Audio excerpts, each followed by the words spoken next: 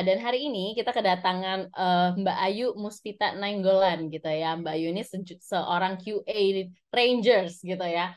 Yang hari ini bekerja di Mina Color Inc. di Jepang. Dan hari ini Mbak Ayu itu akan sharing tentang petualangannya beliau, asik. Petualangannya gimana jalan ninjanya Mbak Ayu gitu kan. Mulai dari lulus terus berkarir sampai hari ini di Jepang, dan Mbak Ayu itu lagi bareng sama kita nih langsung dari Jepang ya guys. Jadi di sana udah 2 jam lebih cepat ya Mbak Ayu ya. Jadi pengenalan singkat tentang Mbak Ayu ya. Mbak Ayu ini correct me ya kalau misalnya ada yang ini. Soalnya aku sama Mbak Ayu belum pernah ngobrol di balik balik layar nih guys gitu ya. Di balik layar kita belum ada ngobrol. Jadi correct me ya Mbak Ayu. Jadi Mbak Ayu Muspita Nainggolan biasa dipanggil Mbak Ayu. Ini adalah seorang profesional berpengalaman di bidang software developer Intes SDIT ya, dengan latar belakang pendidikan sistem informasi dari UI. Mbak Ayu ini memiliki keterampilan dari unit testing, PHP, dan jQuery, dan any other QA tools gitu yang I believe nggak tertera semua di sini gitu ya. Dan dalam perjalanan karirnya, Mbak Ayu itu pernah ngisi peran penting sebagai Task Engineering Manager di Bukalapak dan juga QA Manager di GovTech Edu. Dan saat ini Mbak Ayu itu sedang bekerja remote sebagai QA Engineer di perusahaan Mina Color Inc. di Jepang. Jadi remote, walaupun remote, tapi dia harus tetap di Jepang. Jadi bukan remote ya dari Indonesia ya guys ya. Gitu. Selain kesuksesan profesionalnya, Mbak Ayu juga suka membagikan semangatnya untuk memberikan dampak positif di masyarakat. Ia adalah founder dari Bonapasogit Mengajar. Ini sebuah platform non-profit yang bertujuan mendukung generasi muda Indonesia dalam pendidikan dan pengembangan karir. Gue nggak tahu gimana caranya Mbak Ayu menyisihkan waktunya dengan segala pekerjaannya gitu ya. Dan kesukaannya bervolunteer gitu kan, membuat sebuah platform itu tidak mudah gitu kan. Oke, jadi aku langsung aja ngobrol sama Mbak Ayu deh. Hai Mbak Ayu. Halo, jelas nggak suaraku? Oke, Halo? bisa aman-aman Mbak Ayu. Ya. Oke, hai Mbak Ayu, salam kenal. Kamu kenal aku panggilnya apa? Michela ya? Sandra aja, Sandra aja. Iya, oke. Mbak Yu, thank you untuk waktunya mau sharing di sini gitu ya. Dan di sana kan udah malam nih, udah jam 9, hopefully. Tapi waktu jam tidurnya nggak jam 9 kan Mbak Yu ya? Ya, biasanya lebih lama. Lebih lama lah ya. Oke, jadi aman. Oke, Mbak Yu, aku sebenarnya tuh waktu aku di briefing sama timku kan, ini Mbak Yu ceritanya ini itu tuh ada yang sebenarnya menarik banget sih Mbak Yu. Mhm. Aku tuh yang paling eye catching adalah Mbak Ayu kerja di perusahaan Jepang, di Jepang, dan tidak menggunakan bahasa Jepang dalam kesehariannya. Iya, benar, itu benar sih.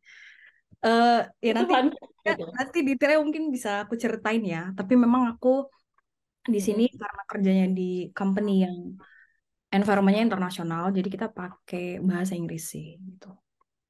Wow, menarik banget kan. Soalnya dari kemarin tuh ya Mbak Yu ya, gue even bikin program itu sebuah program yang untuk ke Jepang kan. Dan itu programnya tuh ya belajar bahasa Jepang dulu gitu loh. Dan ini tuh kayak gue denger kayak, oh ada ya perusahaan yang gak pakai bahasa Jepang. Jadi kayak mungkin ini sebuah kabar kabar baik ya Mbak Yu ya. Gitu. Oke, kalau gitu Mbak Yu boleh dikasih kayak brief singkat nggak? Tadi kan gue baca poster doang ya Mbak Yu ya. Hmm. Gitu. Hari ini tuh materi Mbak Yu tuh run through-nya seperti apa sih? Hari ini pengen, jadi kan karena ini bahasanya lebih ke adventure, jadi kayak journey ya. Jadi mungkin aku akan lebih banyak bahas kayak proses gimana aku bisa sampai ke Jepang gitu ya. Terus kayak Mhm. mungkin teman-teman juga pada penasaran proses Mhm. hiringnya seperti apa dari awal sampai akhir. Terus kerja di Jepang itu seperti apa untuk yang tech. Terus benefitnya apa aja sih gitu sih paling. Jadi lebih banyak bahas di sana, tapi nanti di awal mungkin akan bahas sedikit tentang QA in general gitu. Mungkin nggak semua ya teman-teman di sini punya background QA, jadi mungkin aku akan bahas sedikit gitu. Oke, cool. Guys, jadi walaupun ada journey-nya, tetap ada mungkin biar eh, kalian tahu, mungkin dapat insight, oh standar QA yang dipakai tuh begini gitu. Jadi walaupun lo pada sama-sama QA misalnya gitu kan, kayak oh QA yang basicnya dipakai, atau misalnya yang general banyak dipakai di luar negeri itu seperti apa. Hopefully teman-teman bisa dapat secercah insight ya untuk QA-nya sendiri dan juga pengalamannya dan encouragement mungkin untuk mengikuti jalurnya Mbak Ayu ya. Oke, kalau gitu Mbak Ayu silahkan dimulai sharingnya. The screen is yours, Mbak. Oke, jadi thank you banget pertama buat Alchemy ya udah invite aku. It's a pleasure untuk bisa sharing di sini buat teman-teman semua dan semoga nanti sharingnya ada insight yang teman-teman bisa dapatkan gitu. Jadi ini sharingnya ringan-ringan aja teman-teman. Jadi nggak yang ke arah teknikal. Jadi kalau teman-teman mau sambil ngemil gitu ya, sambil minum-minum boba mungkin ya di Jakarta, ya masih di Indonesia gitu kan, it's okay gitu. Kita bahasannya ringan-ringan aja gitu ya.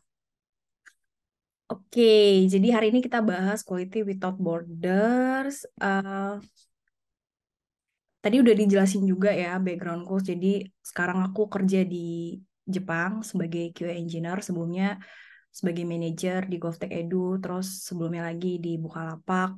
Dan sebenarnya karirku itu diawali sebagai um, software engineer lah ya gitu. Terus move ke quality assurance dan pertama kali itu aku sebagai SDET gitu di Bukalapak gitu. eh itu aja mungkin karena tadi udah dijelaskan juga. Nah, hari ini kita mau bahas apa aja? Yang tadi aku udah sebutin overview-nya. Kita akan bahas sedikit tentang QA in general, terus the future of QA, sama working abroad as engineer in Japan gitu ya teman-teman. Oke, mungkin teman-teman udah banyak familiar terhadap role QA gitu ya. Dan kalau kita lihat tren QA ini semakin hari, semakin tahun gitu ya. Menurutku trennya semakin bagus gitu ya, semakin banyak knowledge baru, tools baru yang diimplement gitu ya. Kalau dulu mungkin kita familiar dengan tester gitu kan, tester yang kerjaannya tuh hanya mencari bug gitu kan. Oke, ketemu bug, kasih ke engineer, udah kerjaan kayaknya kelar gitu kan. Terus ya kita involvementnya biasanya cuma di akhir doang, di proses testing doang gitu. Tapi makin ke sini tuh role QA itu semakin berkembang gitu ya, apalagi dengan adanya role QA analis gitu. Mungkin teman-teman nggak usah bingung juga, sebenarnya kan banyak terms ya di dalam QA, ada yang pakai QA, terus ada yang test engineer, terus ada yang software development in test gitu ya. Sebenarnya semua sama aja gitu. Nah, di QA analysis ini tuh kita gak hanya sebagai pencari bug gitu ya, gak hanya mengidentifikasi bug, tapi kita lebih ke nge-improve proses. Jadi kita dilibatkan nih dari awal sampai akhir proses untuk memastikan quality dari produk yang akan kita rilis gitu. Jadi akan lebih banyak nih skills kita untuk menganalisis kayak gitu. Dan karena tadinya kita dilibatkan gitu kan, jadi kita akan involve di proses dari awal sampai kita kita rilis sebuah produk kayak gitu. Akhirnya apa ya, kita akan bisa mendefine sebuah standar dan metodologi gitu ya yang bisa kita implement di timnya kita kayak gitu. Nah, key role ini sebenarnya perannya itu cukup penting nggak ya di dalam tim gitu kan? Itu kayak pertanyaan-pertanyaan yang dari dulu akan selalu muncul gitu. Kayak di dalam satu tim itu QA itu kayak dianggap eh apa ya, tidak terlalu memiliki peranan gitu kan. Padahal sebenarnya eh kita tuh menurutku kita sebagai QA itu ya kita ada ada di crucial part juga gitu ya. Gimana kita bisa menentukan quality yang akan impact ke user kita gitu kan. Jadi bisa dibilang QA ini tuh adalah unseen role yang biasanya berperan di belakang layar gitu ya. Kalau diibaratkan tuh kayak sebuah konser gitu ya. Ya mungkin teman-teman ada yang nonton konser Coldplay kemarin gitu di Jakarta. Jadi QA ini tuh kayak guardiannya doang gitu kan, yang memastikan quality dari produk kayak gitu.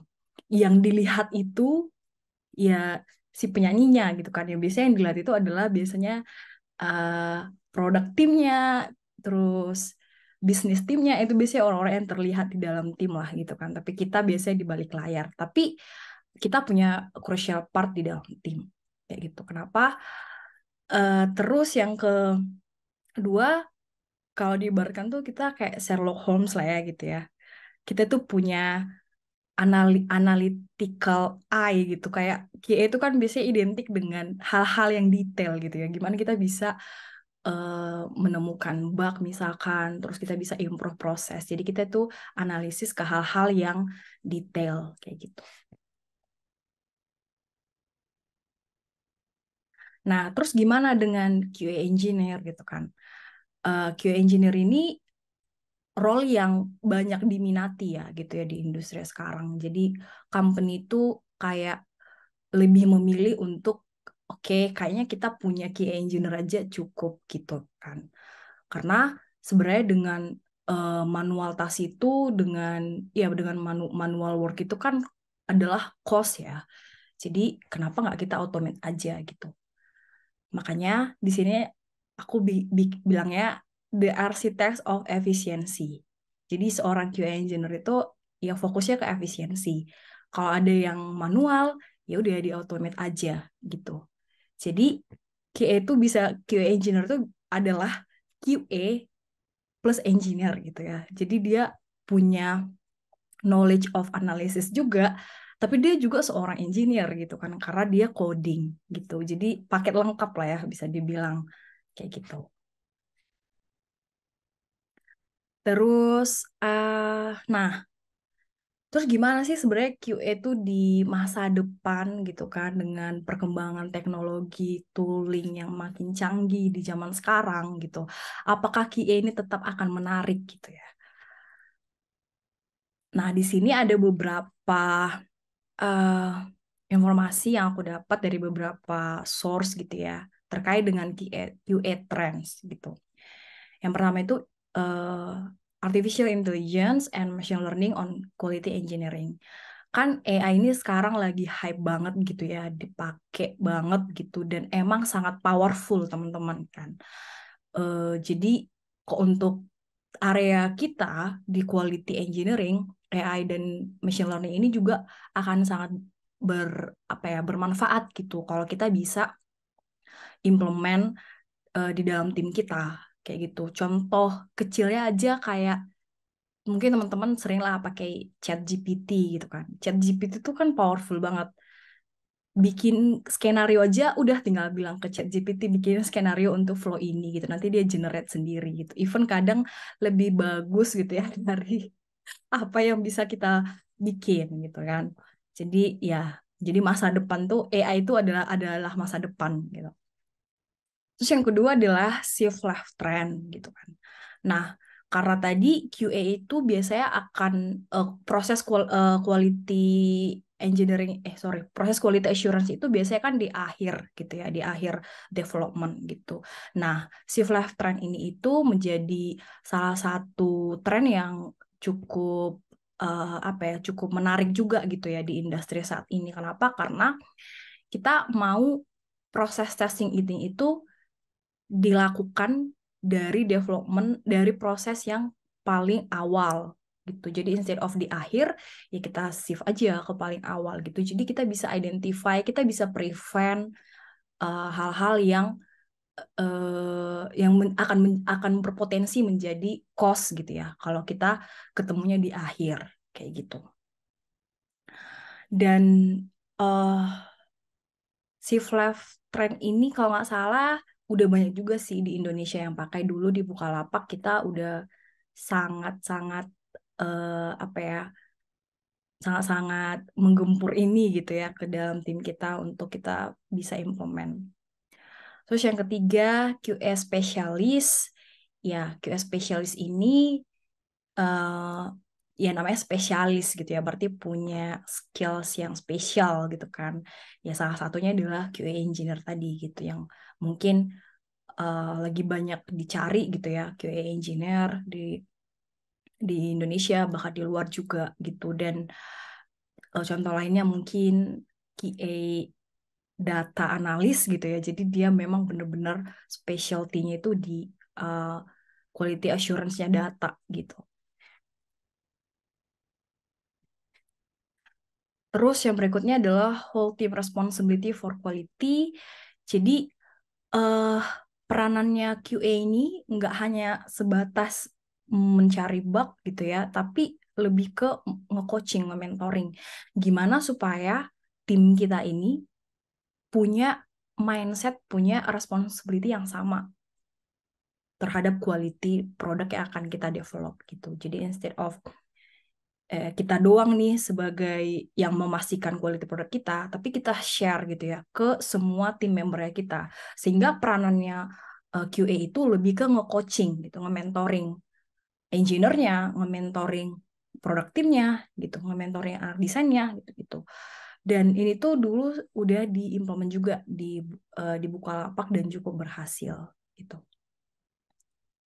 Terus yang berikutnya business intelligence in QA gitu kan. Karena kita punya analisis skill gitu ya sebagai QA. Jadi ya itu akan sangat kepake gitu ya ketika kita bisa menganalisis data yang bisa menghasilkan business decision kayak gitu.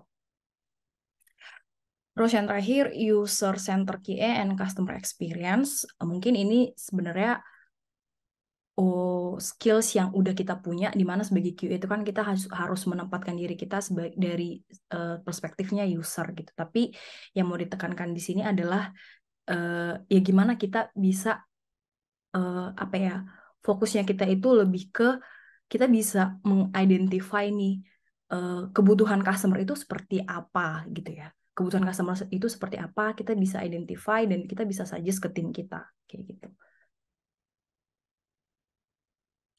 Nah, jadi kalau di, ditanya kayak QA itu masih menarik nggak ya gitu kan di masa depan? Jawabannya adalah masih masih menarik, tetap merupakan role yang akan tetap dipakai ya menurutku dan menurut sumber-sumber yang ku baca lah kayak gitu. Tinggal ya dari kitanya gitu ya. Kita harus bisa improve skills kita. Tren apa nih yang lagi banyak dipakai di industri saat ini gitu ya. Kita pun harus bisa mengikuti gitu ya dan improve skills kita kayak gitu. Nah, terus masuk ke bahasan journey. Jadi kita mungkin akan lebih banyak bahas tentang di sini gitu ya, working abroad as a QA in Japanese company gitu. Jadi sebelum memutuskan untuk kerja di luar, ada beberapa consideration sebenarnya di aku pribadi gitu kan. eh, yang mungkin agak overthinking waktu awal-awal gitu. Aduh, ini gimana ya gitu. Yang pertama mungkin karena roleku berubah gitu ya. Mungkin bukan role yang dari back end ke QA enggak, tapi lebih ke dari manajerial ke individual kontributor gitu. Jadi dulu kan dari manajerial dan sekarang jadi individual kontributor.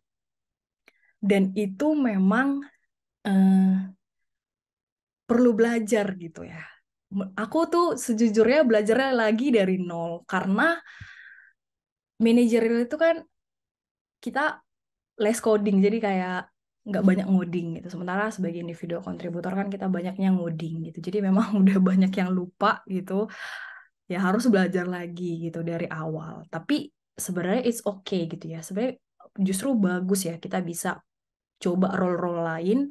Jadi knowledge kita pun uh, akan bertambah, akan lebih luas gitu ya. Kalau misalkan teman-teman pengen pindah role nih dari QA misalkan ke bisnis analis, sebenarnya bagus gitu, nggak apa-apa gitu. Karena itu akan nambah knowledge-nya kita juga gitu, eventually. Terus yang kedua, yaitu tadi sebenarnya technical skillsku juga nggak so-so lah ya, nggak bagus-bagus amat gitu. Dan ditambah udah banyak lupa gitu. Terus kayak, apakah aku bisa? Itu pertanyaan kayak, apakah aku bisa ya nanti kerja di luar gitu kan? Nah, kalau aku bisa ngomong ke diriku yang dulu, ya aku akan bilang sebenarnya nggak usah takut gitu karena sekarang teknologi itu kan udah canggih ya. Kayak tadi lah aku bilang ChatGPT. Bisa dibilang setiap hari tuh aku akan pakai si ChatGPT ini gitu karena sangat membantu ya. Membantu banget gitu di day to day-nya aku gitu. Jadi ya udah nggak usah terlalu takut, semuanya ada prosesnya gitu. Jadi ya kita tools-tools sekarang, teknologi sekarang udah sangat canggih dan kita akan semakin dimudahkan gitu. Terus yang ketiga ya ya ini bahasa ya kendala bahasa. Jadi bahasa Inggrisku eh, tidak sebagus itu, tidak maksudnya nggak terlalu confidence ya waktu itu gitu kan dengan bahasa gitu. Tapi ya it's okay gitu ya, it's not our mother language. Jadi ya udah nggak apa-apa gitu. Tapi ya again kita bisa praktis, kita bisa belajar lah kayak gitu. Jadi ya itu pertimbangan-pertimbangan dan ketakutanku awal-awal sebelum aku memutuskan untuk kerja di luar. Terus se apa sih yang sebenarnya perlu kita consider gitu ya ketika kita memutuskan untuk kerja keluar gitu. Mungkin ya teman-teman udah familiar lah mungkin dengan beberapa hal di sini gitu. Yang pertama ya cultural difference dan adaptation. eh Kalau di Jepang sendiri karena masih sesama Asia, jadi sebenarnya nggak yang terlalu culture shock gitu ya, masih oke lah gitu. Tapi memang ya akan ada beberapa hal yang ternyata di Jepang tuh seperti ini, ternyata di Indonesia tuh lebih enak ya gitu, misalkan. Iya, terus dan pastinya akan ada language barrier di Jepang sendiri. Mostly mereka menggunakan bahasa Jepang dan sangat sedikit menggunakan bahasa Inggris gitu ya. Jadi itu salah satu challenge-nya juga gitu.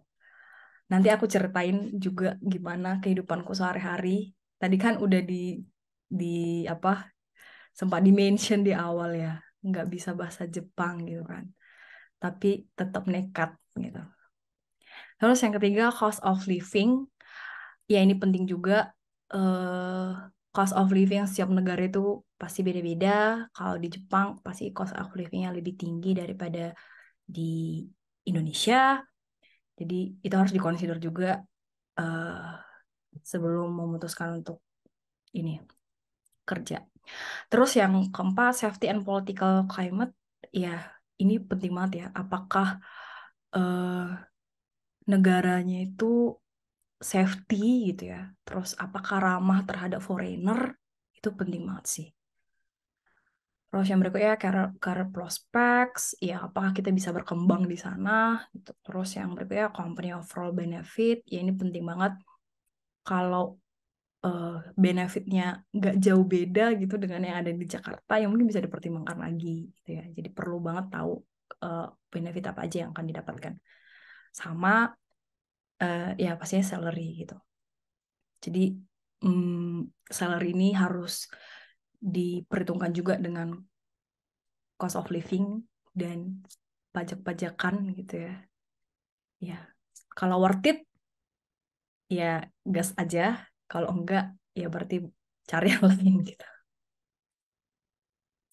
Terus oke, jadi beberapa persiapan yang aku lakuin ini versiku, beberapa persiapan yang aku lakuin sebelum mencoba di kerja apply lah ya, coba apply ke Jepang tuh. Yang pertama, know yourself.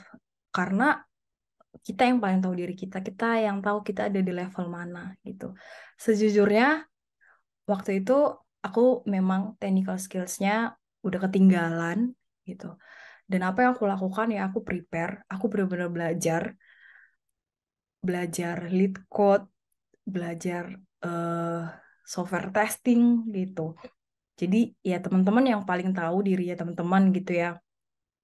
Kalau misalkan merasa belum confidence ya udah belajar gitu. Harus emang ada niat yang kuat sih kayak gitu dan emang harus dipersiapkan gitu. Terus yang kedua LinkedIn. eh, Kenapa LinkedIn? Karena opportunity kalau kita mau pengen keluar gitu ya, yang paling gampang itu di reach out-nya kan lewat LinkedIn ya, teman-teman. Jadi menurutku LinkedIn ini juga powerful. Jadi teman-teman pun setidaknya bisa apa ya? eh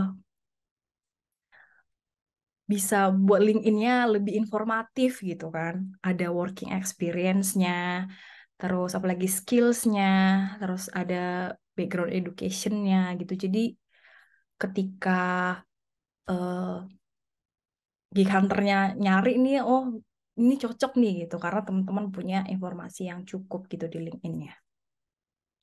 Terus di resume-nya atau di CV-nya juga eh, dibuat detail gitu ya, skill-skills apa aja yang teman-teman punya, terus kayak experience, project-project gitu lah. Terus ya ini balik lagi ke bahasa. Jadi sebelum mulai sebelum mulai hiring ya, sebelum mulai hiring prosesnya tuh ya aku belajar bahasa Inggris karena aku tahu aku nggak confidence gitu ya. Jadi aku belajar sendiri gitu, coba ngomong gitu ya, speaking bahasa Inggris sampai aku merasa oke ya, udah cukup confidence nih. Terus yang berikutnya adalah timing is key. Nah, kenapa ini aku masukin? Karena gini, eh, ya timing itu penting gitu ya. Maksudnya kayak eh, kalau ada opportunity gitu yang di depan kita, coba aja gitu, coba aja gitu. Karena nggak datang dua kali gitu kan. Kadang aku mikir kayak, aduh tunggu ini dulu deh, tunggu ini bisa ini dulu deh gitu, tunggu perfect dulu deh gitu kan, baru berani coba gitu. Tapi kadang ya opportunity itu nggak datang dua kali gitu kan. Bahkan mungkin case lain kayak kita apa, company itu kan biasanya ada yang lagi hiring masif, ada yang freeze hiringnya bahkan gitu kan. Jadi ya kalau ada opportunity ambil aja. Dan ada juga case yang kayak gini nih teman-teman. Jadi misalkan company lagi hiring karena masih awal-awal, kayak prosesnya masih agak gampang gitu kan. Terus setelah udah beberapa bulan, prosesnya makin susah nih, tes codingnya makin susah. Gitu itu kan banyak yang terjadi juga gitu.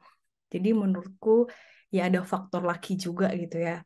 Ada faktor laki juga lah gitu. Kadang ya aku juga ada faktor lakinya juga lah gitu. Ya makanya aku bilang timing itu penting. Jadi kalau udah ada opportunity, ambil aja.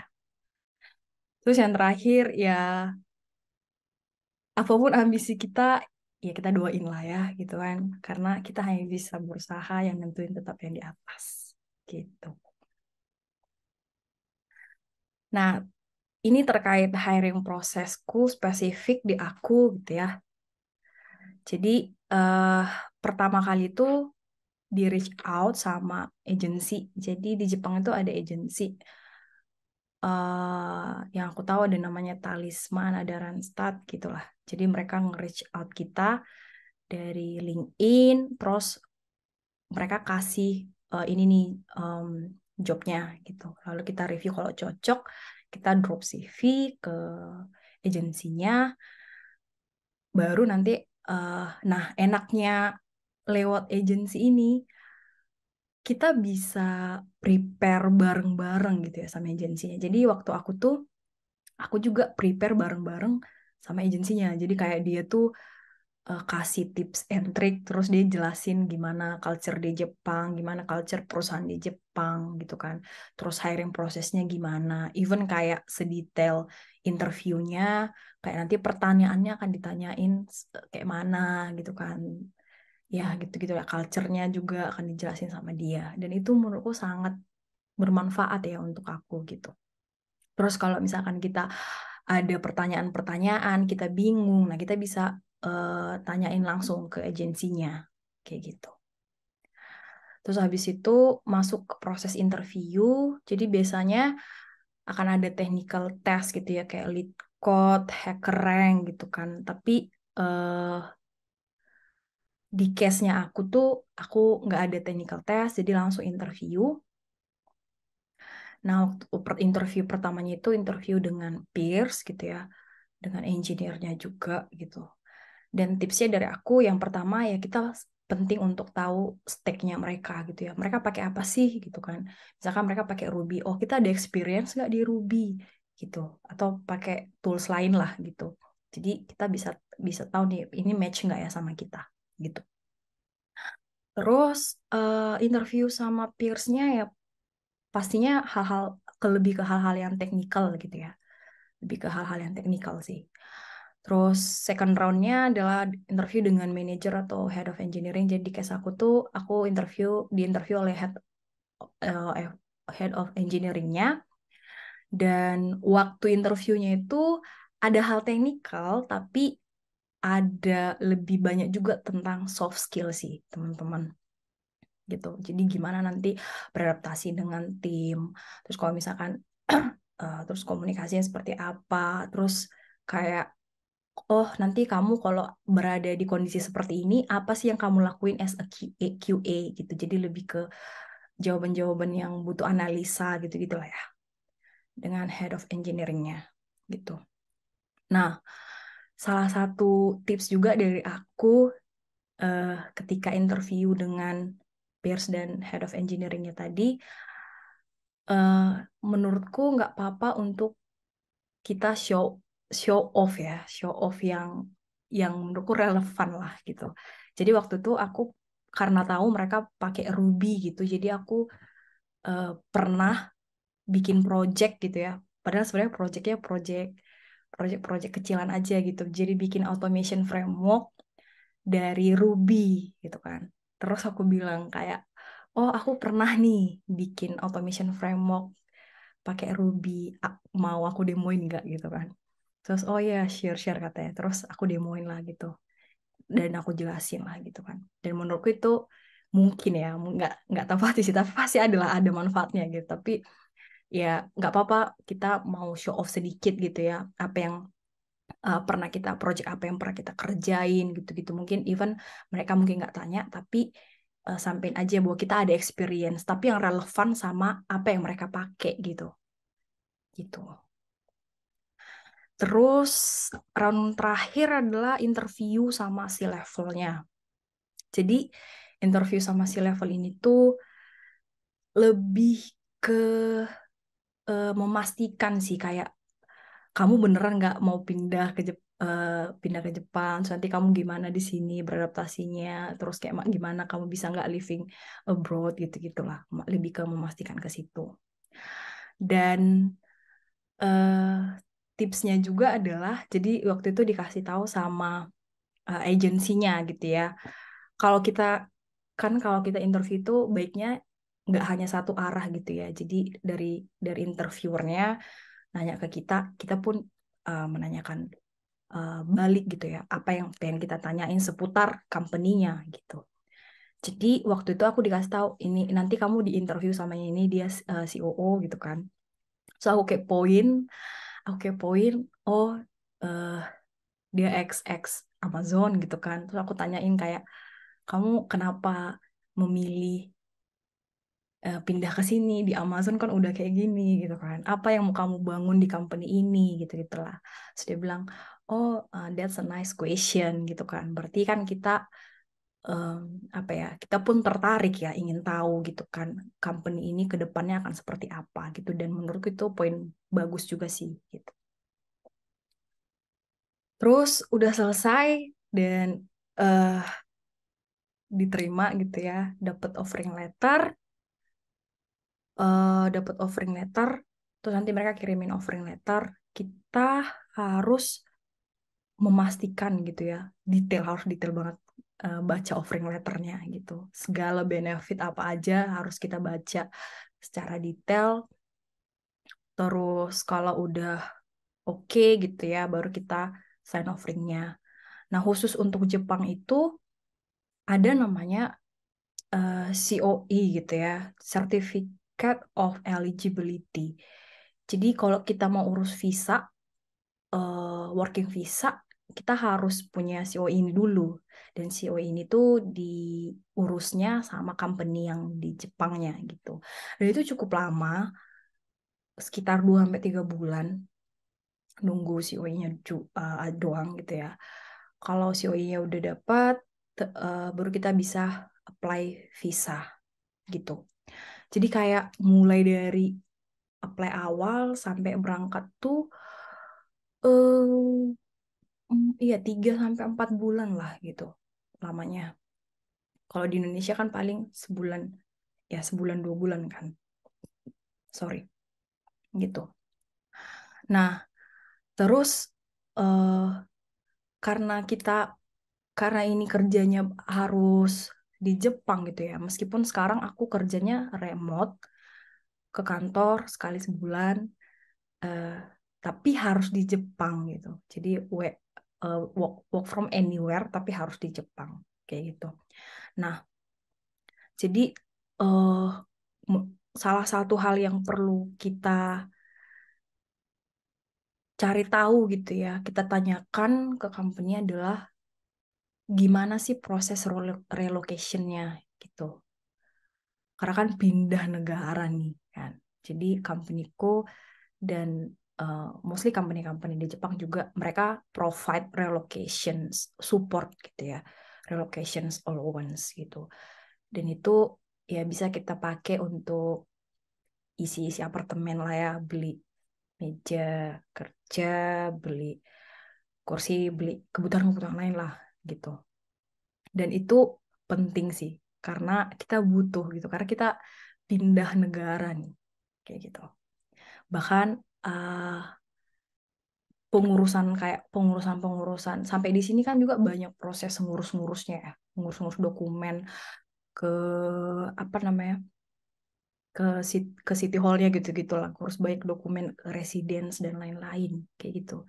Itu juga harus kita tanyain nanti gimana cara ngurusnya dan siapa yang akan bantuin gitu gitu. Terus iya, jadi aku proses apply-nya itu dari Januari.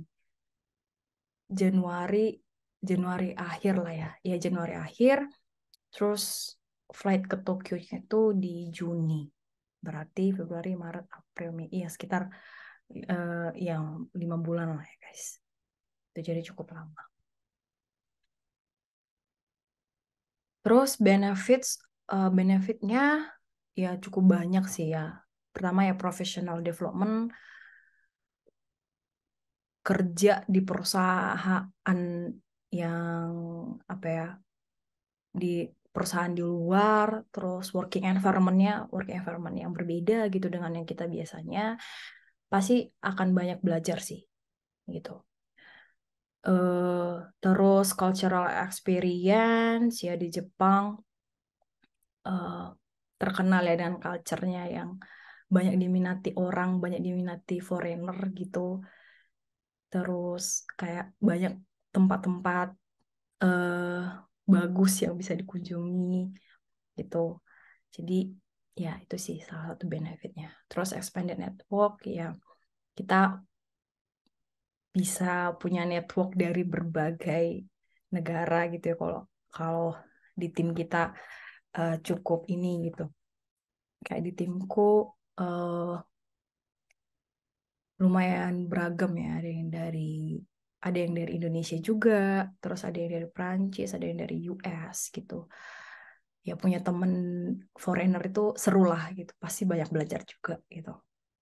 Terus higher earning potential, ya ini balik lagi sebenarnya eh, di negara mana dan living cost-nya seperti apa. Tapi since Jepang kursnya kan lebih tinggi gitu ya, pasti uh, salary-nya juga akan lebih tinggi.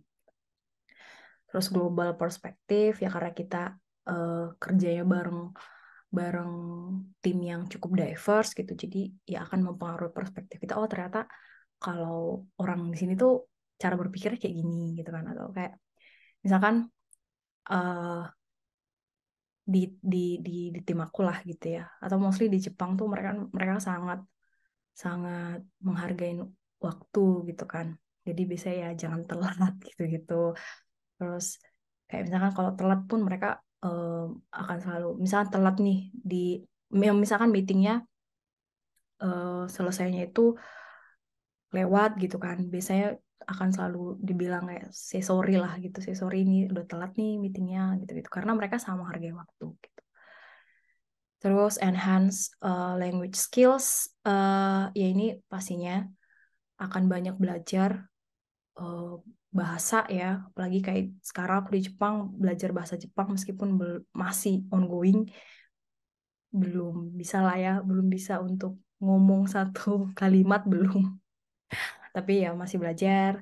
Tapi ya bahasa Inggrisnya pasti improve karena di day to day-nya pasti ngomong dalam bahasa Inggris gitu. Sama life experience ini sih yang paling seru sebenarnya, dan salah satu tujuanku juga apa ya, hidup di negara 4 musim dari kita yang cuma 2 musim gitu ya. Di sini 4 musim. Terus kan kayak Jepang tuh Japan is never ending, kayak banyak banget tempat yang bagus-bagus yang harus dikunjungin, terus experience di sini gitulah. Kalau mungkin teman-teman yang suka anime dan lain-lain gitu kan, ya mungkin akan tertarik lah gitu. Dan aku juga suka makanannya, jadi makanannya enak-enak guys. Ya itu salah satu motivasi juga ya, makanan. Terus kayak mungkin kalau mau cari mau ke negara mana gitu, itu kayak bisa dipertimbangin juga sih gimana makanannya gitu. Kan di sini kan masih makan nasi gitu ya, masih makan nasi dan makan daging, ya enak lah gitu. Nah sebelum aku akhiri, kalau terus aku mau bahas tentang QA di companyku sekarang gitu ya. Jadi QA di companyku sekarang aku di challenge untuk bikin framework dari awal from scratch lah gitu kan. Dan ya memang di awal-awal cukup struggle, harus banyak belajar gitu kan teman-teman. Tapi ya puji Tuhannya fase itu udah lewat gitu ya. Frameworknya udah jadi ya, tinggal pakai gitu. Tapi overall sebenarnya teknologi tools yang mereka pakai itu sama aja. Aku bisa bilang justru kayak experience-ku di company-company sebelumnya di Bukalapak lah ya, aku banyak belajar itu tuh, oh ternyata udah bagus juga ya gitu kan. Ternyata kalau di compare nih sama yang apa yang ada di luar tuh ya eh, sama bagusnya gitu loh. Kita nggak ketinggalan sebenarnya, bahkan kayak dalam skills pun sebenarnya kita nggak ketinggalan gitu. Jadi kalau ada ketakutan-ketakutan gitu dalam diri teman-teman kayak, aduh aku bisa nggak ya nanti di sana, aduh gimana nih nanti gitu kan, aku nggak terlalu jago nih gitu. Sebenarnya enggak kok gitu, kita jago gitu, kita bisa gitu. Itu sih karena eh, semua prosesnya juga ya hampir mirip lah ya, toolsnya juga yang dipakai hampir-hampir mirip, jadi nggak perlu adaptasi yang gimana gimana gimana banget gitu. Karena ya kayak gitu, sama aja kayak gitu gitu gitu sih dariku. Terus ini mungkin aku mau tutup salah satu idiomnya apa dari Jepang ya. Ini aku nggak bisa baca jadi copy paste doang, tapi bunyinya tuh Nana Korobiyoki, fall 7 times, stand up 8. Jadi ya kalaupun kita gagal gitu ya, ya kita harus come back stronger gitu sih. Jadi mungkin aku akan kasih waktu untuk Q&A, siapa tahu teman-teman ada yang ingin bertanya. Thank you. Ini tuh slide udah rame banget. Slide Oke. ini rame banget. Jadi nggak tahu kalau mungkin bisa selesai jam 12 malaman ya Kayu ya. Nggak Dari apa gas aja. bercanda, bercanda. Oke, guys, buat teman-teman yang punya pertanyaan bisa di ini pakai QR-nya aja di scan ya, guys ya. Sambil aku apa namanya? Kita jawab pertanyaannya satu-satu ya. Kayu ini ada totalnya ada 22 pertanyaan nih ya. Di atas kanan kita lihat ada 22 pertanyaan. Jadi let's manage untuk bisa solve all of this within like 15 minutes. Oke, oke. Tapi it's okay kalaupun tidak terjawab nggak masalah sih, Kayu. Oke. Oke, teman-teman kalau ada yang pertanyaan sama, kasih thumbs up ya biar bisa naik ya pertanyaannya. Oke, yang pertama Kak. Kak mau tanya, contoh shift left seperti apa ya STL? Kamu tanya contoh shift left seperti apa ya step-nya? Ya gimana? Sebenarnya shift left itu lebih ke prosesnya aja yang digeser gitu kan. Jadi kalau kalau yang biasanya prosesnya itu di akhir gitu ya sebelum rilis, nah ini proses quality-nya dimulai dari awal. Jadi QA-nya itu, LC-nya gimana ya Kak? aduh, aku tadi sorry. Sorry gue yang nge-lag. Oke, oke, it's okay. Kak. Jadi QA-nya itu dilibatkan dalam proses yang dari awal gitu. Jadi kita involve di dalam requirement analysis gitu ya. Gimana QA bisa kasih perspektif dari sisi user gitu ya terhadap requirement gitu. Lalu di dalam proses development gimana kita bisa encourage engineer untuk mereka bisa bikin unit test, gimana kita bisa validate unit test engineer, gimana kita bisa provide eh, apa ya bisa provide skenario Gimana? test gitu ya. Skenario test sehingga engineer bisa implement based on skenario yang kita buat kayak gitu. Bahkan bahkan kalau mau lebih ke left lagi tuh bisa mulai dari proses discovery. Jadi mulai dari gather requirement dari dari user gitu kan. Terus dari proses desainnya pun kayaknya bisa berperan kayak gitu. Jadi pada akhirnya eh pada akhirnya tuh apa yang kita develop itu tuh udah udah mendekati apa yang kita expect gitu ya. Jadi nggak banyak lagi nih bug-bug atau missing-missing gitu ya. Misalkan kan sering tuh terjadi kayak missing di requirement baru sampai ke QA-nya baru ketahuan gitu-gitu. Nah, itu tuh yang kita prevent. Jadi sampai ke proses akhirnya itu tuh udah lebih sesuai dengan apa yang kita expect kayak gitu sih. Oke, walaupun gue tadi agak nggak terlalu dengar soalnya sorry ya sinyal aku nggak kurang bagus. Oke, kalau misalnya sewaktu-waktu MC-nya berubah berarti emang sinyal aku lagi nggak bagus ya guys. Oke, oke semoga dapet ya terjawab ya yang menjawab pertanyaan ini ya, yang menanyakan pertanyaan ini ya. Oke, next ya Kak Ayu. Bisa tolong diceritain cerita suksesnya menerapkan whole team responsibility for quality di Bukalapak Kak. Waduh, gimana nih Kak? Kayaknya ini pertanyaannya karena aku lebih fokusnya sekarang bahas yang di Jepang kali ya. Maksudnya kayak kalau mau tahu tentang ini mungkin nanti bisa reach out ke apa head of QA-nya Bukalapak gitu ya. Nanti diceritain atau mungkin dicari aja di informasinya gitu ya. Mungkin ada di komunitas QA gitu ya terkait dengan ini. Karena ini spesifik ke Oh, Bukalapak. iya, iya, ini spesifik ke Bukalapak banget ya. Oke. Guys, sorry ya, belum bisa menjawab yang satu ini ya, teman-teman ya. Oke, next-nya nih. Teknologi Jepang kan sudah luar biasa. Apa sih yang menjadi daya tarik QA di negara tersebut? Apa yang harus kita tingkatkan skill kita dan apa cukup hanya skill automation? Hmm. Sebenarnya gue nggak tahu sih, apakah yang dimaksud teknologi itu sudah luar biasa? Karena yang gue tahu malah company-company Jepang tuh pakai teknologi yang lumayan old banget ya kalau misalnya di software engineering yang gue tahu ya. Cuman nggak tahu tuh Kak Ayu gimana? Oke. Jadi pertama Jepang nih emang demand-nya lebih lagi tinggi gitu ya. Mungkin kalau kalian tahu kayak aware gitu ya bahwa populasinya mereka itu kan 50%-nya adalah yang udah tua gitu. Jadi mereka emang demand-nya lagi tinggi untuk masukin orang-orang dari dari luar lah gitu. Dan karena demand-nya lagi tinggi dan ada opportunity ya itu salah sama aku bilang tadi salah satu faktor luck lah ya gitu. Nah, kalau dibilang teknologi di Jepang, ya kayak yang dibilang tadi sih, kalau di gimana ya bilangnya ya, kalau di di dalam tech company-nya sebenarnya nggak yang secanggih itu gitu. Tapi banyak aspek yang lain lah sebenarnya yang sangat apa ya kayak wow gitu ya, kayak mereka punya eh ya apa kereta Shinkansen lah, terus kayak apa namanya, flying car ya, itu nggak ada sih. Kayak toilet yang bisa invisible gitu-gitu, pokoknya banyak hal, aspek-aspek lain yang memang canggih gitu ya.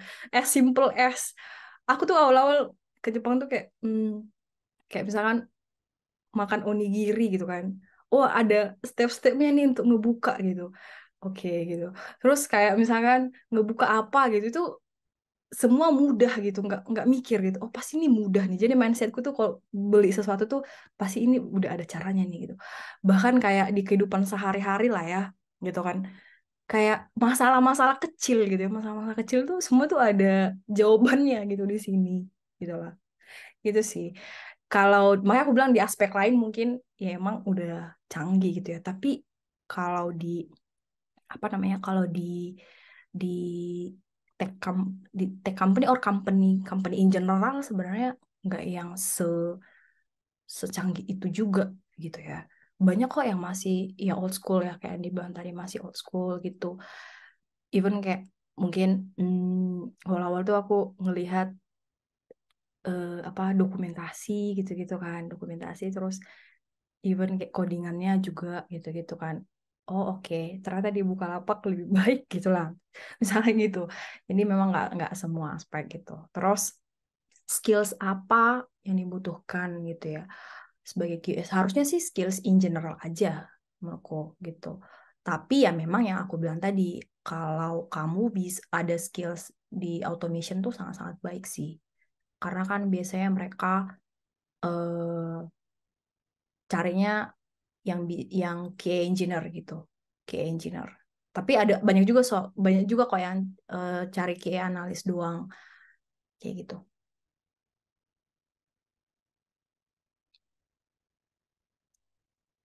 Apakah di tempat Kak Ayu langsung sebagai QA mencakup keseluruhan mulai dari manual hingga melakukan ya.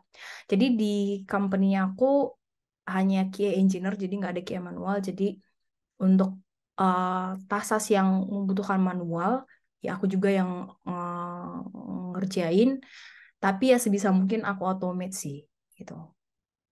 Aku automate dan engineer-nya juga involve ya di quality prosesnya gitu. Jadi nggak hanya QA-nya doang gitu.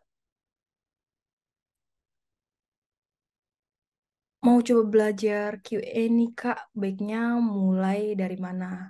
Nah, join di ini di Altera pasti ada kan kelasnya ya, bootcamp. Dimulai dari situ. Atau kalau mau apa, mau belajar sendiri ya banyak lah ya resource di internet, kamu bisa cari-cari atau kamu join ke komunitas QA ada kan ya di Indonesia, ISKA ya, ISKA gitu. Iya, Iska. Bisa join di situ. Ya ada QA kelas kan di Altera Academy. Nah, Iya, bisa. ada juga. Oke, oke. Ya, itu. Guys, ini MC-nya aku kasih ke Salsa ya demi kenyamanan bersama karena sinyal aku udah ini ke kick 3 kali. Monggo Sa, dilanjutin ke Ayu. Sorry ya Kak Ayu. Ya, Di ya. sama-sama. Oke, berarti kita lanjut ya Kak ya. Yang pertanyaan selanjutnya, apakah di tempat kayu langsung sebagai QA mencakup keseluruhan mulai dari manual hingga melakukan penetration testing? Dan standar QA di Jepang itu seperti apa nih Kak? Oh ini tadi aku udah jawab sih. Jadi aku tadi bilang karena cuman ada QA engineer, jadi kalau ada yang manual task pun aku yang kerjain gitu ya. Terus standar QA di Jepang seperti apa? Harusnya nggak beda jauh sih ya dari Indonesia, sama aja guys. Cuman mungkin eh, salah satu kesulitannya karena kan mereka web aplikasinya itu kan bahasa Jepang ya. Sementara saya buta bahasa Jepang gitu kan. Dan bahasa Jepang itu kan ada apa namanya? Ada kanji gitu kan, macem-macem lah gitu. Jadi memang salah satu challenge-nya juga itu gitu. Nggak tahu nih artinya, harus harus jadi harus translate dulu jangan sampai miss kan, karena kalau kita misinformation juga kan bakal impactnya kan bakal ini kan gede gitu. Jadi ya itu paling ya Google Translate, kalau udah nggak tahu ya nanya ke engineer-nya kayak gitu sih. Oke, lanjut nih Kak. Yang fokus on solution sebagai QA analyst, apakah secara menyeluruh seperti software analysis yang sampai teknikal atau ada contohnya lain? Solution sebagai key analis apakah secara menyeluruh seperti software analisis yang sampai technical.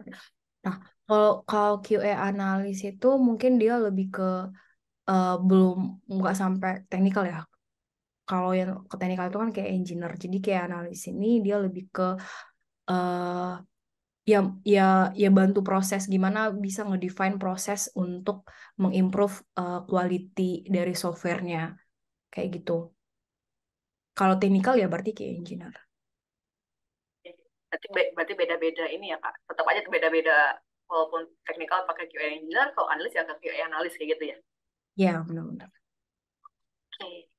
Terus pertanyaan dari Anonymous lagi, jika dalam perusahaan IT, mungkin di IT-nya di Jepang kali ya, biar nyambung dengan pembahasannya, nggak punya QA engineer nih, maka job desk-nya tersebut harus diberikan ke siapa ya Kak? Ke PM, ke UI UX, atau ke bis team yang tahu konten. Kalau di Ya, perusahaannya Ayu kalau kayak kalau udah share responsibility sebenarnya kalau kalau udah share responsibility semua harusnya bisa melakukan eh eh, apa melakukan QA gitu kan, quality assurance gitu. Even kayak misalkan dari PM, engineer-nya sekarang eh, udah apa gampang kan bikin automation test tuh tools-toolsnya udah canggih-canggih lah gitu kayak engineer pun akan sangat mudah karena mereka pun engineer gitu kan. Mereka akan sangat mudah untuk bisa bisa bikin apa automation gitu. Nah, cuman ya, cuman kenapa QA tetap dibutuhkan gitu ya? Karena kalau engineer nih misalkan engineer ya dia coding based on apa yang dia tahu aja gitu kan. Tapi kalau kita sebagai QA kan kita akan selalu menempatkan diri kita sebagai user gitu yang pakai gitu kan. Nah, itu tuh yang mungkin knowledge yang akan sulit gitu. Tapi kayak di Bukalapak dulu karena kita udah menerapkan itu gitu ya, share responsibility, ya itu yang kita coaching gitu. Itu yang kita coaching ke engineer-nya gimana nih supaya engineer juga punya perspektif dari sisi user gitu. Gitu sih. Jadi harusnya semua role gitu ya. Harusnya semua role bisa punya mindset yang sama sih terhadap QA. Oke, berarti tetap harus ada walaupun semua roles harus tahu ya terhadap produk tersebut. Iya. Oke, pertanyaan selanjutnya ini mungkin lebih kayak dia kepo durasinya belajarnya Kak Ayu pas persiapan rekrutmen nih. Belajarnya dari mana Kak waktu itu? Berapa bulan Kak? Dapat informasi pekerjaannya di mana aja Kak? Boleh cerita nggak Kak proses rekrutmen seperti apa? Enggak, ini proses rekrutmennya udah ya tadi lumayan panjang. Tapi mungkin lebih kayak Ya. durasi dari awal sampai akhir itu berapa lama? Belajarnya aku kayaknya berapa ya? Kayaknya 1 bulan kali ya belajar. Jadi aku belajarnya itu lead code guys. Ini kalian yang sering main-main di lead code, ya udah tau lah ya gitu kan. Kayak ngerjain satu soal yang easy aja tuh kayak udah berhasil gitu. Nah, jadi aku dulu belajar lead code, coba-coba lead code sampai beberapa soal sampai aku kayak merasa yakin lah gitu kan. Baru ya udah gitu. Terus yang lainnya aku belajar software testing gitu-gitu ya dari dari internet aja sih banyak kan dari internet. Terus nonton-nonton YouTube gitu. Aku nonton-nonton YouTube juga sih gimana QA di Jepang tuh seperti apa dan ternyata ya nggak jauh beda kan dari Indonesia kayak gitu. Dapat informasi pekerjaannya dari mana? Di reach out dari LinkedIn. Makanya aku bilang kalian harus rajin-rajin nih add ya di LinkedIn gitu ya. Kayak misalkan, oh dulu kalau aku add kayak company-company yang cukup-cukup terkenal gitu ya kayak misalnya Rakuten ya udah aku add aja terus kayak aku add juga agensi-agensinya gitu. Nah nggak tahu nih gimana mereka bisa menemukan kita gitu. Tapi aku yakin kalau kita punya profile yang bagus ya di LinkedIn kayaknya kalau kita punya profile yang bagus kayaknya ya mereka akan gampang aja sih cari kita gitu. Berarti kuncinya adalah add headhunter ya. Atau orang-orang yang dia mau open recruitment di perusahaan luar negeri. Karena banyak banget guys, kalau kalian cek-cek gitu ya, tech recruitment dia siap freelance, emang dia udah punya channel-channel ke luar negeri, dan salah satu itu mungkin yang kalian tahu Mas Primawan ya, Mas Primawan Satrio, dia emang base-nya di dan Hmm. dia punya, apa namanya, dia punya perusahaan startupnya sendiri yang emang siap nerbangin teman-teman ke luar negeri. Jadi lihat aja mereka siapa ada lowongan kerja ataupun di kayak Mbak Ayu tiba-tiba di reach out. Iya, sama sebenarnya bisa juga misalkan kalian punya teman gitu ya, atau kayak tahulah nih orang kerja nih di sini di Jepang misalkan gitu, ditanyain aja gitu. Aku awal-awal juga gitu kok, kayak nanya-nanya ada adik kelas dia kerja di Jepang, nanya-nanya gimana sih kerja di Jepang, prosesnya gimana gitu-gitu, dan ya cukup membantu juga gitu informasinya. Jadi ya tambah-tambah networking lah guys, di LinkedIn tuh kan banyak tuh, dicolek-colek aja gitu. Ya pokoknya aja guys, DM-DM-in. Ya Ah, benar. oke, selanjutnya. Hmm. Oke, yang paling atas nih, wah, semua dengan bahasa Jepang gitu. Apa sampai ke expat atau objek atau vektor nih Kak, pakai bahasa Jepangnya itu? Enggak. Kalau di belakangnya enggak pakai bahasa Inggris, codingnya juga mereka pakai standar bahasa Inggris, cuman di webnya doang yang itu, yang bahasa Jepang. Jadi kalau ngodingnya aman, tapi ya hasil akhirnya itu masih full Jepang ya. Ya, benar-benar ngodingnya masih aman. Karena kan engineer-nya juga eh yang ini kan dari orang US gitu-gitu kan, foreigner kan, gitu. Oke, saya terjawab ya. Selanjutnya dari Anonymous lagi. Testingnya pakai BDD dan pakai Gherkin Sinta Kakak untuk Ya, yang BDD. oke. Selanjutnya dari Mas Kausar. Apakah tech culture di Jepang itu tidak anti chat GPT? Secara teknis perusahaan tempat saya bekerja itu perusahaan Jepang. Oke, tapi Hmm, melarang chat GPT. iya. Nah, mungkin nggak semua company kali ya. Memang harus ngelihat company lagi. Kalau kayak aku, karena memang environment-nya internasional, jadi nggak yang terlalu old school banget. Even kan kita WF, WFH ya, gitu, guys. Jadi nggak yang se-strict itu juga, kayak dicek-cekin, ini masih kerja nggak gitu ya. Ya, penting kita bisa deliver aja. Kita bisa deliver, terus kita kalau ada requirement-requirement yang dibutuhkan dari kita, ya kita deliver gitu aja.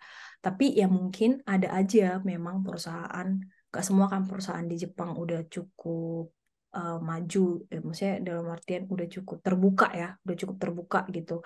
Mungkin ada aja masih perusahaan-perusahaan yang banyak masih membatasin, yang kayak contohnya ChatGPT gitu. Jadi balik lagi ya. Oke, dari Anonymous, tantangan terbesar apa yang pernah dilaluin selama jadi QA, baik di Indo maupun di Jepang, Kak? eh Ya itu tadi yang pertama, challenge-nya tuh kadang QA role ini tuh nggak terlalu di apa ya, value-nya tuh nggak terlalu di iniin sama orang, di appreciate gitu di dalam tim gitu kan. Itu sih ya, bahkan dari Indonesia pun ini sering lah terjadi kan, kayak QA itu nggak perannya nggak terlalu di di appreciate gitu kan, padahal sebenarnya kan peran kita cukup penting bahkan kayak gitu kan. Jadi kayak gimana nih kita gimana nih kita meningkatkan exposure-nya QA gitu, bahwa QA ini punya peran loh gitu, dan itu tuh nggak bisa dijawab hanya eh, dengan ngomong doang kan. Jadi kita harus pun bawa data gitu ya, bawa data, kita harus buktikan gitu. Contohnya dengan apa? Misalkan dengan automation gitu kan. Dengan automation, oh, oke. Automation kita misalkan success rate-nya di atas 90% gitu kan. Kita bisa mempercepat rilis nih dengan automation, misalkan kayak gitu. Nah, hal-hal kayak gitu tuh yang harus kita bawa ke dalam tim, kita bawa ke dalam company, bahwa QA ini punya peranan penting nih. Dengan tooling yang kita punya, kita bisa mengurangi cost nih, kita bisa improve quality dari produk kita nih. Bug yang kita temukan tuh trennya semakin menurun. Nah, kayak gitu. Nah, hal-hal itu challenge-nya sebagai seorang QA menurutku kayak gitu. Kecuali dia udah company yang sangat besar gitu ya, yang QA-nya mungkin udah, QA timnya itu udah stable lah bisa dibilang kayak gitu kan. mungkin ya udah gitu, udah tinggal jalan aja gitu. Tapi kalau misalkan QA yang masih dari awal-awal itu salah satu challenge-nya sih gitu. Terus challenge-nya kalau QA kok spesifik di Jepang yaitu tadi ya yang udah diceritain harus translate ya mungkin karena aku nggak bisa bahasa Jepang juga nggak bisa baca gitu jadi harus translate dan aku agak eh concern gitu ya maksudnya terhadap data karena itu kan data ya data yang kita nggak tahu gitu padahal itu krusial gitu kan jadi ya itu sih challenge-nya paling. Oke, oke, thank you. Ada pertanyaan dan jawabannya.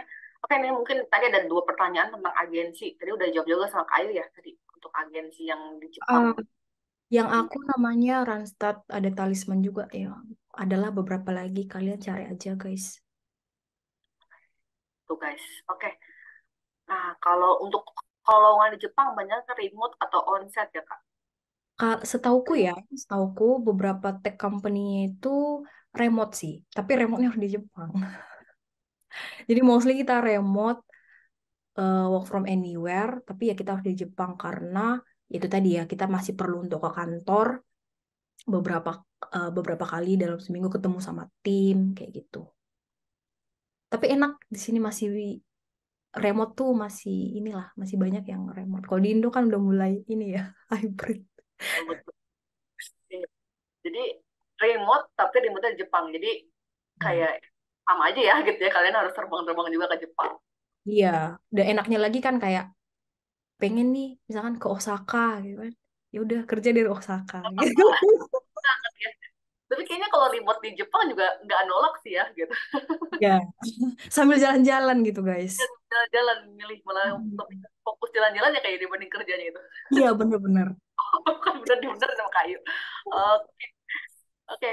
Karena karena aku apa tim aku juga ngurusin ini ya global talent ini emang rata-rata di Jepang itu tulisnya sih remote guys gitu tapi ya pasti lihat harus mau bekerja di apa harus mau untuk kerja apa untuk pindah relocation ke Jepang. Aku ini remote dari sisi mananya, oh ternyata pas Kak Ayu jelasin ternyata ya tetap remote tapi ya di Jepang.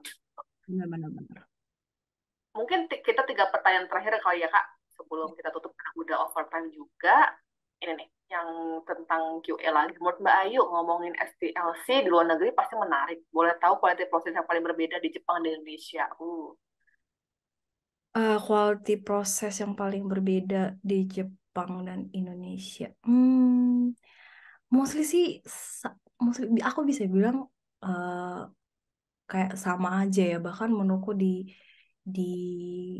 dulu di Indonesia tuh udah lebih stable sih prosesnya kayak gitu. Cuman ya belum kalau dulu di Bukalapak kan kita udah mulai ke shift left testing gitu ya. Mungkin di sini yang belum belum sampai se-stable itu gitu ya. Masih baru mau kita garap lah gitu ya shift left testing ini.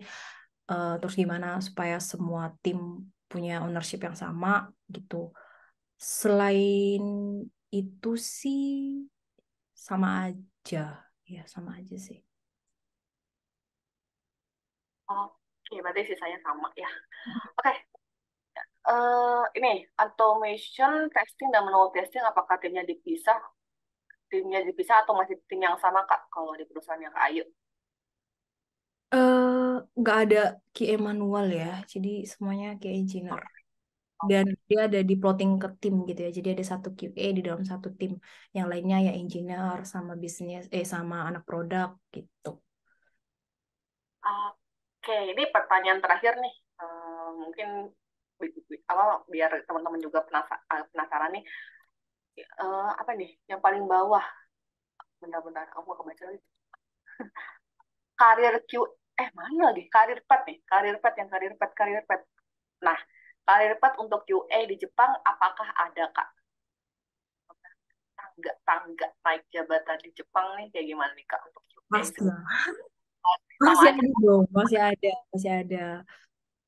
Ya leveling ya, pasti ada sih leveling ke senior. Kalau mau ke manajerial, jadi kayak manager juga bisa kayak gitu. Pasti ada lah ininya, karpetnya pasti. Oke, pasti ada ya career path-nya gitu ya, Kak. Hmm. Oke deh, itu untuk pertanyaan terakhir dari kita. Mungkin dari Kak Ayu, thank you juga buat Kak Ayu untuk atas sesinya. Dari Kak Ayu sendiri ada apa ya, kayak eh, kata-kata penyemangat lah ke teman-teman yang lagi pengen berkarir di Jepang tapi gue nggak pede gitu kan, harus kayak gimana? Mungkin dari Kak Ayu ada kata-kata penyemangat nggak buat teman-teman di sini? Ya, kalau kalau dari aku ya tahu dulu sih motivasinya, kalian motivasinya apa gitu ya. Karena motivasi setiap orang beda-beda gitu. Kalau aku sendiri, aku pengen emang jalan-jalan sambil kerja, terus pengen ngerasain juga living abroad gitu ya, hidup di negara yang 4 musim gitu. Jadi tahu dulu nih tujuan kalian apa, motivasinya apa gitu. Terus again yang aku bilang tadi, persiapkan gitu.